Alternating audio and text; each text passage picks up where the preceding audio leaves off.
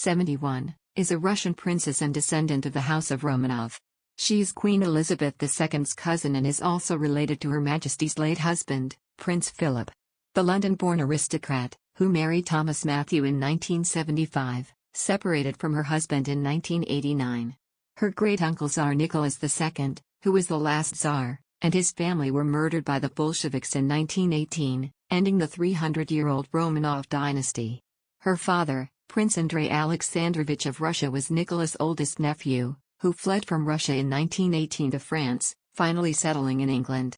Despite the Russian royal family's rule ending more than a century ago, Olga still refers to herself as a princess.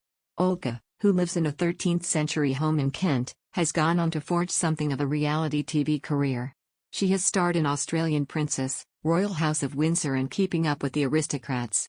Her latest on-screen appearance comes this morning on Love Your Weekend with Alan Titchmarsh. The nation's favorite gardener will interview the princess about her fascinating life as a royal. Alan will also be joined by actors Nancy Carroll and Robert Dawes, while the Shetland pony Grand National also comes to Manor Farm. Olga is known for being an opinionated, colorful character and has even waded into the debate around Meghan Markle and Prince Harry's royal exit. In May last year, the princess gave her blunt take on the Duke and Duchess of Sussex's famous decision to step back from their royal roles. The princess was grilled on the subject by Alexander Armstrong for ITV's one-off special, The Queen and Her Cousins. The pointless presenter asked her, "Is there still a fairy story thing that attaches to royalty, do you think?" Speaking while driving to Norfolk with Alexander, Olga replied, "Well, yes and no. It all depends on how many times they tell you about their problems on television, which I'm afraid I'm not very keen on." Alexander asked her for her view on Meghan and Harry, to which she shook her head and said, "Not great." She added, "I mean, the Queen's never sat there and said anything that makes her miserable, has she? She's always got on with it. The most she ever did was that Annus Horribilis, which I thought was wonderful. I think a bit of mystique and all that is a very good thing." The princess referred to the Queen's famous Annus Horribilis speech, which she gave in 1992. During the memorable speech, Her Majesty said, "1992 is not a year on which I shall look back with undiluted pleasure. The year saw the marriage breakdowns of two of the Queen's children, Prince Charles and Prince Andrew, and the divorce of her daughter Princess Anne. There was also a horrific fire at the Queen's Windsor Castle home, which destroyed a total of 115 rooms."